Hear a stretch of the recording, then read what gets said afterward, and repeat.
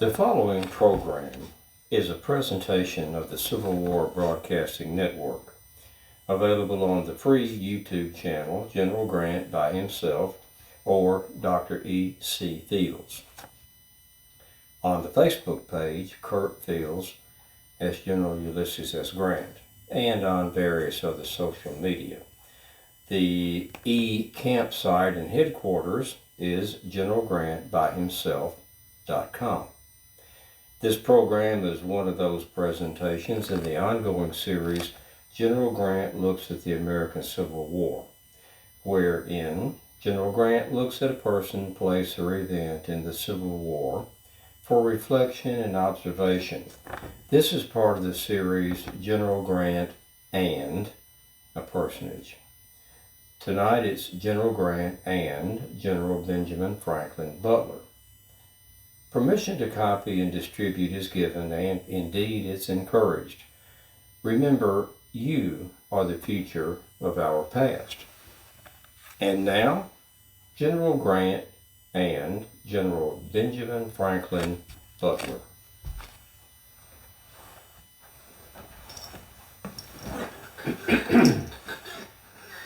Good day. I am General of the Army's Ulysses S. Grant, and you join me again this day here in the library. I would like to think with you and reflect with you out loud about my relationship and the performance of General Benjamin Franklin Butler. He's an interesting character. General Butler was named after Benjamin Franklin, the founding father, and his brother Andrew, older brother, Andrew, was named after Andrew Jackson. So his father was patriotic, although his father was a privateer in the service of the country and died of yellow fever in the Caribbean shortly after Ben Butler was born. But Ben Butler was born on November the 5th of 1818 in Deerfield, New Hampshire. He was the youngest of 6 children. And his mother was a devout Christian, some say Calvinist and some say Baptist, but she wanted Ben to go into the priesthood and be a minister. They encouraged reading. The family was very literate. And at age 9, young Ben went to Phillips Exeter Academy, but he only lasted there a term. And he was, some say sent home, others say went home, for being irascible, fighting, obstinate, oppositional. The boy didn't want to be at Exeter Academy. And as he matured, he read, learned, and was an avid reader and student. He went to Colby College in Massachusetts, not too far south of where he grew up, and matriculated there, and he graduated in 1838. Now his mother, as I had said, wanted Ben to be a minister, but that held no charms for Ben. He instead began to read law there in Colby, and in 1840, after just 2 years, he passed the bar exam and became an attorney. He's a very astute attorney, an intricate, well-functioning legal mind that would complement his less than attractive physical appearance. Ben Butler has strabismus in his left eye and a droopy eyelid, and his left eye is almost closed. He doesn't have much of a neck, very heavily built, not an attractive man, but he did pass the bar in 1840. He then, in building his law practice, served a term or two in the Massachusetts state legislature as a representative, and then served a term as a Massachusetts state senator. And along the way, In 1843, Ben began to get involved with the Massachusetts militia, rising in 1855 to the lofty rank of brigadier general. And when the war began, it was an idea to him to join the first of the Massachusetts regiments that were going to Washington City, but there hadn't been a brigadier general of U.S. volunteers appointed yet. So he had made acquaintance with Secretary of War at that time, Simon Cameron, and Simon Cameron recommended him to the president to be an appointee as a brigadier general of volunteers. Butler also appealed to the governor of Massachusetts, Governor Andrew. And between Simon Cameron and Governor Andrew, Ben Butler was appointed Brigadier General of Volunteers. Now, he was one of the first of the Brigadier Generals. I, too, was appointed the Brigadier General of Volunteers, and many others right there in the beginning of the war. But he had an early on appointment. He then was sent, General Scott, Winfield Scott, who was still commander, General-in-Chief, sent Butler to Annapolis, Maryland. And there was right across the river there from very near to Baltimore. And there'd been the Pratt Street riot just a few days before Butler got there. And Maryland was very contentious. Maryland was rumbling about seceding. So Butler gets there, Brigadier General Butler gets to Annapolis, immediately puts it under martial law, then goes with his concern for Maryland, which way it would go. He went back across the ferry to Baltimore and immediately placed it under martial law. Well, this greatly upset President Lincoln, not to mention General Winfield Scott, because Butler had not been ordered to do what he did with Baltimore. He's supposed to be in Maryland. But he went over to Baltimore, puts it under martial law, caused the president a great deal of heartburn, because you see, at this point, early on in the war, he's trying to keep as many states as possible in the Union. And the border states of Missouri, Kentucky, Maryland, and Delaware were not only desirable to remain in the Union for men and material and keeping the country together, they were also a defensive zone between the U.S. and the Deep South, what was known as the Deep South states, going all the way to the Gulf and to the Atlantic Ocean. And to have one of those states leave the Union would be disastrous for President Lincoln. And here's Butler putting Baltimore under martial law. Furthermore, he threatened the Maryland state legislature, which was rumbling about seceding, and he said he'd take action against them if they did secede, and even seized, some say stole, the state seal, the official state seal. So if they did pass the legislation of secession, it could not be made, in Butler's eyes, official. Well, after that hoopla and hubbub was calmed down, General Scott sent Benjamin Franklin Butler to Fort Monroe at the tip of the Virginia Peninsula there. And I think possibly to keep him out of trouble, because he was under the command of another general. But he was also then promoted to Major General of Volunteers.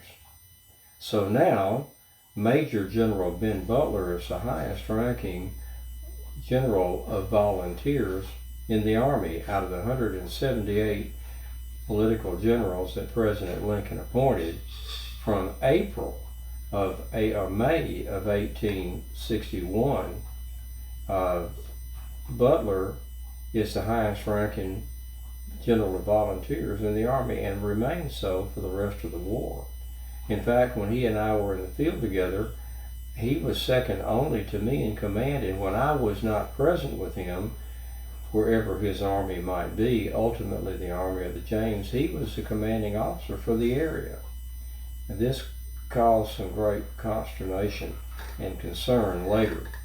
But he's sent off to Fort Monroe, and hopefully where he could do no damage. But it's almost as soon as he gets there, on April the 23rd, Virginia seceded on April 17th. The hammer fell and they left the Union. And there was some rumbling about contraband or a slave rebellion. So General Butler took it on himself to write a letter to the Maryland governor offering help to quell a possible slave rebellion, and he said, His Excellency Thomas H. Hicks, Governor of the state of Maryland, I have understood within the last hour that some apprehensions were entertained of an insurrection of the Negro population of this neighborhood. I am anxious to convince all classes of persons that the forces under my command are not here in any way to interfere with or countenance any interference with the laws of the state. I am therefore ready to cooperate with Your Excellency in suppressing most promptly and effectively any insurrection against the laws of Maryland. And I have the honor to be Your Excellency's obedient servant, B.F. Butler, General of the 3rd Brigade. And that was sent April the 23rd of 1861. Now this was another rather large rock in a placid pool, causing a great many ripples and repercussions, and once again the president is rolling his eyes and wringing his hands, and General Scott is more than a little disturbed about General Butler far exceeding his authority as even a major general. He could not legitimately do that, caused a great deal of consternation, but ultimately that was calmed down. Now Butler had been a very successful attorney in civilian life, and he had, as I have said earlier, he had a great legal mind.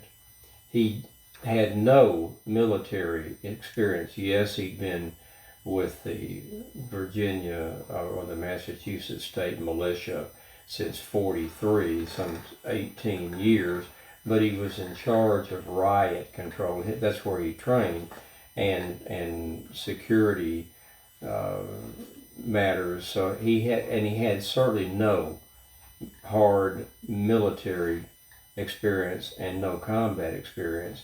And here he is about to touch off complications with Baltimore and Maryland, the state of Maryland leaving. Then he goes back to Fort Monroe and he offers to use U.S. forces in putting down a slave rebellion, and that was far, far exceeding his authority. But another matter that he did when he was there at Fort Monroe, there were 3 slaves on one particular occasion that came over escaped from Confederate works, I believe Sewell's works, just across the river in clear, plain sight of the garrison at Fort Monroe. Confederates were building emplacements and fortifications. Slaves had been slipping away consistently and into our lives, and that was causing 2 problems. What do we do with them? Because the Fugitive Slave Act, both of the Fugitive Slave Acts, going back to 1850 and the Great Compromise, were still in effect. In fact, the Fugitive Slave Act was not repealed until June, I believe the 27th or 28th of '64. So we fought almost the whole war with the Fugitive Slave Act, federal law requiring the returning of slaves, in effect. So when the war starts, that's a problem because we're supposed to be returning slaves if they run away and get into our property or our camps. The other problem is much larger. President Lincoln was trying to develop a format or a procedure in dealing with the South regarding runaway slaves without recognizing that the South was a sovereign country in and of itself. How to deal with the slavery matter of runaway slaves and not return them, yet not recognize the South as an independent country. And we didn't want to return them, but the law is the law. They've been coming into Butler's works there at Fort Monroe, and I think he finally took a stand with the three that came in on a particular night. He comes into the office in the morning. He's told at report that three have come in. They speak their piece. They wanted to meet with him. He agreed to meet with them. And now he's the commanding general there at the fort. And he listened to the three of them, and they were about to be sold south. And two of them had families there in the area, and they did not want to be sold south. So they made the ultimate decision to run away and didn't want to go back. Ben Butler didn't want to send them back. So when the colonel owning them sent a messenger over and demanded that they be returned, Butler refused, and he was told, well, the Fugitive Slave Act requires that you return our property. And Butler said, if I understand you correctly, that you are with the state of Virginia and are a separate country, then the laws of the United States do not apply to you. Therefore, you have no suit. You have no complaint. Well, this stymied the Confederate, I believe it was a major, and also indicated that apparently Butler had given a great deal of thought to this, and he had conjured up at that time, a legal fiction. There were no laws to support what he contended after that. There was no constitutional authority that supported what he did, but he declared that they were contraband of war because they were property. At that time, they were still property as slaves. He had seen them working on fortifications that would be used against the United States. They were not performing agricultural services or any domestic services. They were being used to build fortifications of war against the United States. And Butler felt that nullified their slavery status. So when they escaped and came over within federal lines, they would be considered contrabands of war, as any other property that might be captured by the United States and deprived from the South using it against us, and us, if possible, using it against the South. And this caused, again, great consternation with President Lincoln, because he'd been thinking about how to handle this and wrestling with the legal dilemma and the international dilemma that he didn't want to become international because he did not want to recognize the Confederacy as a separate country. But it forced him to make a decision, and he supported, through the Secretary of War, Simon Cameron, this move about contraband of war, and that we would use them in our fortifications and in other duties, and we would pay them. Now, on May the 27th of 1861, Ben Butler sent this to the commander of the Department of Virginia and to the General-in-Chief of the Army, and it outlines his thinking and states plainly what he was thinking, and I think it merits my reading his letter. May 27th of 61, Fortress Monroe, Virginia. Sir, since I wrote my last dispatch, the question in regard to slave property is becoming one of very serious magnitude. The inhabitants of Virginia are using their Negroes in the batteries and are preparing to send the women and children south. The escapes from them are very numerous, and a squad has come in this morning to my pickets, bringing their women and children. Of course, these cannot be dealt with upon the theory on which I designed to treat the services of able-bodied men and women who might come within my lines, and of which I gave you a detailed account in my last dispatch. I am in the utmost doubt what to do with this species of property. Up to this time, I have had come within my lines men and women with their children, entire families, each family belonging to the same owner. I have therefore determined to employ, as I can do very profitably, the able-bodied persons in the party, issuing proper food for the support of all, and charging against their services the expense of care and sustenance of the non-laborers, keeping a strict and accurate account, as well of the services as of the expenditures, having the worth of the services and the cost of the expenditure determined by a board of survey hereafter to be detailed. I know of no other manner in which to dispose of this subject and the questions connected therewith. As a matter of property to the insurgents, it will be of very great moment, the number that I now have amounting, as I am informed, to what in good times will be of the value of $60,000. 12 of these Negroes, I am informed, have escaped from the erection of the batteries on Sewell's Point, which this morning fired upon my expedition as it passed by out of range. As a means of offense, therefore, in the enemy's hands, these Negroes, when able-bodied, are of the last importance. Without them, the batteries could not have been erected, at least for many weeks. As a military question, it would seem to be a measure of necessity to deprive their masters of their services. And how can this be done?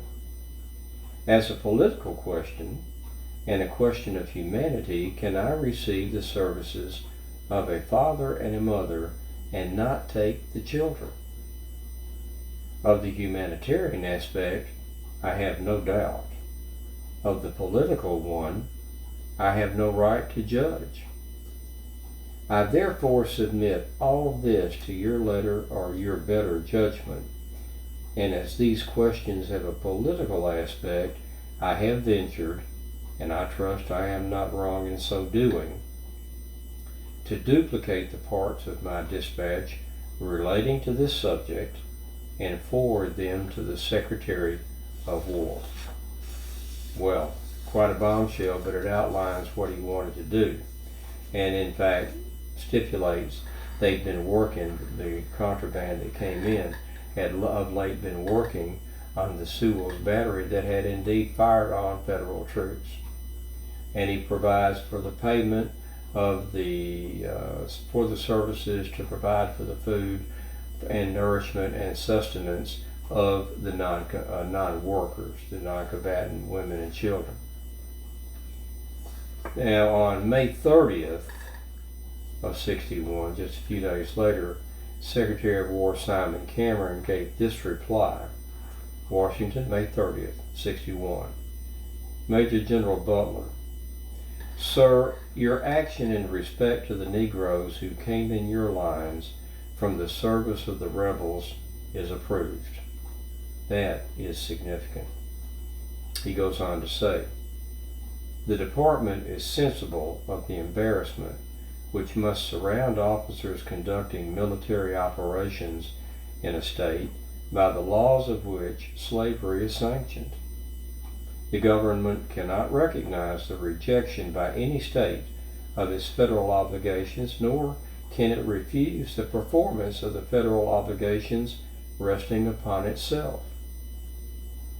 Among these federal obligations, however, none can be more important than that of suppressing and dispersing armed combinations formed for the purpose of overthrowing its whole constitutional authority. While, therefore, you will permit no interference by the persons under your command with the relations of persons held to service under the laws of any state. You will, on the other hand, so long as any state within which your military operations are conducted is under the control of such armed combinations, refrain from surrendering to alleged masters any persons who may come within your lines. You will employ such persons in the service to which they may be best adapted. Keep an account of the labor by them performed, of the value of it, and of the expense of their maintenance. The question of their final disposition will be reserved for future determination. Simon Cameron, Secretary of War. So here it is. The President has sanctioned it and sent message through the Secretary of War that we are not to send Negroes or runaways, now called contraband, back to Confederate lines. In spite of the fugitive slave law, that has been circumvented, and we'll keep those slaves and families indeed who come into our lines. And the President holds in his hands what the ultimate resolution will be, and the Secretary refers and says the question of their final disposition will be reserved for future determination. So the President will hold those matters within his own hands. So now we have a sort of policy that if slaves run away and get into our lines, we will keep them, gainfully employ them, pay them, and they will therefore pay for their own sustenance and housing. And the President will begin to seriously deal with what will be the ultimate decision on how to handle runaway slaves. And the fugitive slave law is still in effect, as I said, will be so until June of 1864. Now after that, Butler is then sent to New Orleans. Admiral Farragut has taken New Orleans. It's occupied and fallen, and Butler is sent down there to work with Farragut to be the military governor of New Orleans. Well, it would seem that General Butler maintains his model of how he operates, his modus operandi. And when he got to New Orleans, he first of all immediately hangs one of the citizens, a William Mumford. Now he's somebody whose name has slipped been between the pages into the binding of history books. But William Mumford was a Confederate devotee. And when he had the opportunity after Butler is military governor, he went on top of one of the buildings in New Orleans and jerked down the United States flag. Butler unilaterally and on his own hanged Mr. Mumford for treason and other charges. That caused quite a controversy. There was some concern about some rebellion there in New Orleans. I would like to add, though, that Butler paid for his funeral and saw to it that the widow Mumford was cared for, and in fact after the war saw to it that she had employment and was taken care of financially. I think he had some regret over having acted possibly hastily. But he hanged one of the local citizens. He also got into some disputes and disagreements with the consulates there from various countries, because loyal Confederates or Confederate sympathizers, men of wealth, were putting money into the consulates of foreign countries, for several of them, specifically the French consulate and the Dutch consulate. And Butler resented this and took actions to confiscate that money. Well, as you can imagine, that set off some international repercussions. And two things happened. Reverdy Johnson was appointed as a special inspector to come down to New Orleans and look into the matter. He was a dedicated enemy of Butler, another Democrat. Butler was a Democrat. Oh, and he inspected the matter, investigated, and came to resolve that the money should be returned. And Butler reluctantly returned the money he confiscated, but to the point of what Butler was doing, $400,000 of what went back to, I believe, the French consulate there, we know ultimately wound up $400,000 in Cuba buying uniforms for Confederate soldiers. So Butler was correct in what he was thinking. He was not correct in what he did. He took it upon himself as a military governor to get into the financial moneys and affairs of foreign governments in New Orleans. That was not something he could do as a military governor. It was a civilian matter, and he caused a serious international incident. Of course, he was also accused of stealing silverware from the different homes he was in, confiscating that, just generally wreaking havoc wherever he went. And he was then disturbed because the women of New Orleans, most of the men were gone. The only men there were, only males were old men and boys for the most part. They were showing open disdain for federal troops, particularly officers. In fact, reports of them spitting on federal officers and even doing worse. It was suggested that they were actually waiting for federal officers in the quarter and other areas where there were balconies, and federal officers or naval officers would be walking, that they would wait and dump the contents of their chamber pots in the mornings on the heads of federal officers and naval officers. It came to a head, though, when the contents of a chamber pot were dumped on the head of Admiral David Farragut. That was the end of the matter. And General Butler issued what is now the infamous General Order number 28. And it says, New Orleans, May 15, 1862. As the officers and soldiers of the United States have been subject to repeated insults from the women, calling themselves ladies, of New Orleans, in return for the most scrupulous non-interference and courtesy on our part, it is ordered that hereafter, when any female shall by word, gesture, or movement insult or show contempt for any officer or soldier of the United States, she shall be regarded and held liable to be treated as a woman of the town plying her avocation. This set off an uproar. Jefferson Davis declared him a criminal. Even Lord Palmerston in Britain declared that it was an obscene insult and demanded of President Lincoln that it be rescinded and apologies made and so forth. So Butler became known as Beast Butler.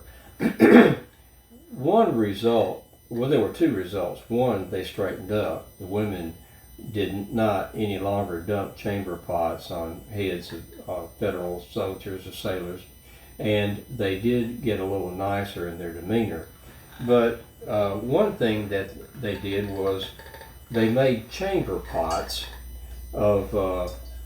with General Butler's image in the bottom. I believe that you might be able to see his image. I certainly hope so. I told General Butler I thought it to be a very good image of him. The location of his picture was not altogether suitable to General Butler, but I thought it to be a very good likeness of the man. So, as you can see, it was a gift. I did not seek it out. I have a Butler chamber pot. They're also known by other names, none of which I will go into here.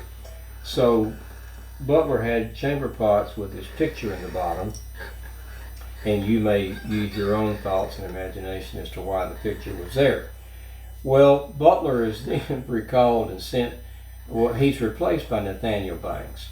And when he demanded why, he was not told why. When he demanded to know why, President Lincoln said, I don't know why, and I will not tell you why, and I won't tell you who's requested you be transferred.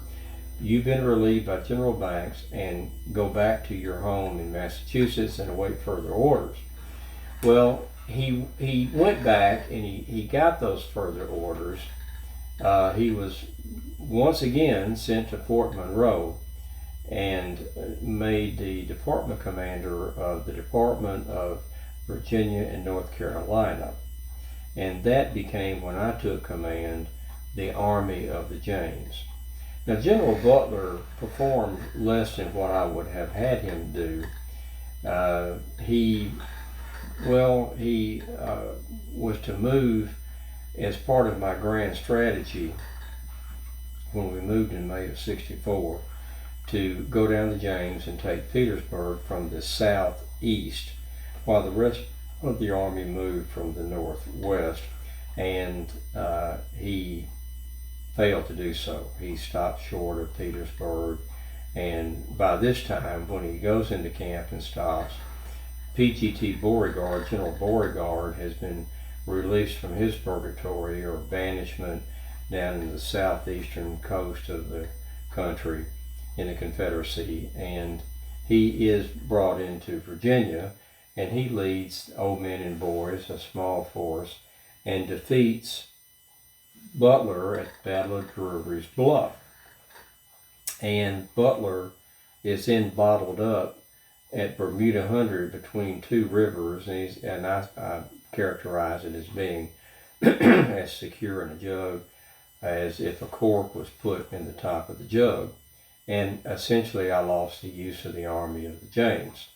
We drew off soldiers from them, and we were able to use them to some extent, but for the most part and for all practical purposes, he is out of action. And then going into the last days before we went into siege, I sent him again down to Petersburg, and he stopped short of Petersburg, did not go in. He could have taken it. And then between the 15th and the 18th of June of '64, he stalls, and Robert E. Lee then gets the Army of Northern Virginia into the trenches between our forces and Petersburg, and by the 18th of June, we're locked into a siege. So I have a siege that I did not want. Butler is bottled up at Bermuda 100, and I'm just not happy with his performance. I was recommending his relief, but President Lincoln would not do it. He could not do it because Lincoln, well, he was a Democrat at the time. Butler was a Democrat. President Lincoln was elected by a split Democratic Party. John Breckinridge for the Southern Democratic Party, and Douglas for the Northern, Stephen Douglas for the Northern Democratic Party. That split let Lincoln get in the White House with less than 40% of the vote. Butler, being a Democrat, was necessary for Lincoln. Butler had even gone to the convention in 1860 and had originally supported Jefferson Davis to be the presidential candidate for the Democratic Party. That didn't work, and he switched to John C. Breckinridge. So he was no friend of Lincoln. Butler was not. But Lincoln had to have Butler to support him since he was such a strong Democrat. And he would not relieve him. Now, when we got into December, early December of '64, Sherman's coming up the southeastern coast, approaching Savannah. I was wanting to capture the port there at Wilmington, Delaware, and going into uh, take that Fort Fisher there, because it was the closest to Wilmington, Delaware, and the supply line for Lee there at Petersburg. But it was by this time getting to be I believe, the last port blockade runners could go into, and I wanted to take it. I was going to send Godfrey Weitzel in to command that force, combined force between Weitzel in the Army and David Dixon Porter with the Navy. When Butler, and this is under Butler's command, when he found out about this, he comes to me and demanded to be put in command of the expedition. He was the ranking officer, in fact, second only to me. I could not turn him down. And he had heard of an idea that he wanted to fill a barge or a ship full of powder, push it up close to Fort Fisher, and detonate it and destroy the fort. Well, for 3 weeks, from December the 6th to December 24th, 23rd, 24th, I kept pressing him to move, and he would not, one reason or another. I need this, I need that, I'm doing this, I'm doing that. And Porter is getting aggravated with him because Porter has no respect for him. And finally, on December, I think, 25th, Butler moves on Fort Fisher. They moved the old Louisiana, filled with, I think, 2,000 tons of black powder. And I had no inkling of any hope this would succeed. I told that to Sherman in a letter. They finally, in desperation, they push it up. It doesn't do any damage to the fort. Forces land. Weitzel goes ashore, and he tells Butler the fort's not damaged particularly. And Butler calls everybody back. Butler never got on the ground himself, which I bitterly criticize him for. And he calls everyone back on the ships. I had ordered, once on the ground, do not retreat. So Butler pulls them all back in and sails back to port with no success at all. I was not happy with that. And I then appointed General Terry to take the fort. He sailed on January the 6th. January the 7th, Fort Fisher fell. Just that quickly. I then recommended to President Lincoln that he replace Butler. Secretary of War Stanton immediately relieved Butler of command. Butler agreed to go quietly for a couple of reasons. He had clout with President Lincoln. In fact, in the summer of '64, when President Lincoln was putting together his campaign, he offered the vice presidency to Benjamin Butler. Before he offered it to Andrew Johnson of Tennessee, Lincoln offered the vice presidency position to Ben Butler. And Butler turned it down.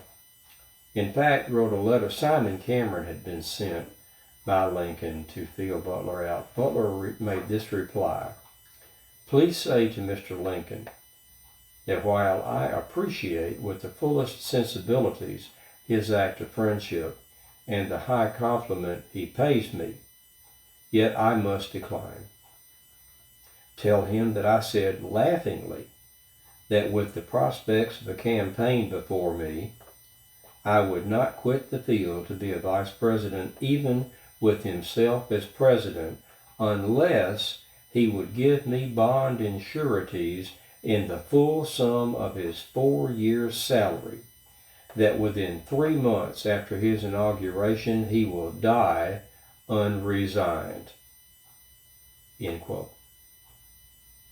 So you see now that if Ben Butler had accepted President Abraham Lincoln's offer to be vice president, even though he said it within 3 months after the inauguration, he'll die unresigned, Benjamin Butler would have been the president of the United States. I think he probably thought about that often. Nevertheless, Ben Butler came very close to being the president of the United States, but he was so confident of his ability in the field that he turned down the offer. And President Lincoln was probably relieved too, because even though he wanted a Democrat in the tent with him running for the presidency, he said this about Ben Butler: "Butler is as full of poison gas as a dead dog." So President Lincoln relieved him, probably with some pleasure. Butler agreed to go quietly, though, because he insisted that if Jefferson Davis was tried for treason, that he would be named the chief prosecutor for the trial of Jefferson Davis. And President Lincoln agreed to this. So Butler went home. Unfortunately, President Lincoln was murdered just days after he was inaugurated, from March 4th to April 15th. And Butler had not been his vice president and did not become president of the United States. And fortunately, Jefferson Davis was never tried for treason, or whatever charges might have been put against him, and Butler therefore did not have the opportunity to be the chief prosecutor. Many things happened with General Benjamin Franklin Butler during the war and before the war in his life, but I've covered the serious matters that I had with General Butler. So I think at this time I should bring my remarks to a close. Thank you for joining me here in the library as I thought out loud with you about my relationship politically and militarily with General Benjamin F. Butler. I look forward to being with you again another time when you join me in the library or my parlor or my study, and I'll reflect about someone with whom I was closely associated in the war. For the moment, I bid you a fond adieu. I'm Lieutenant General Grant, and I'm saying goodbye.